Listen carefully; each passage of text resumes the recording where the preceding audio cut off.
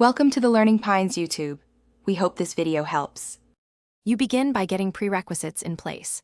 Install Google Fit and the Bow at Companion app, sign into Google on the phone, and turn on Bluetooth and location. Once those are ready, open the Bow at app and grant it permission to access sensors and activity data. This lets it read steps and workouts. Make sure Google Fit is allowed to read and write fitness data when prompted.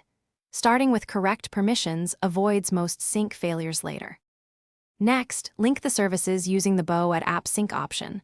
Look for Data Sync, Health Connect, or Connect to Google Fit. Select Google Fit and follow the permission prompts.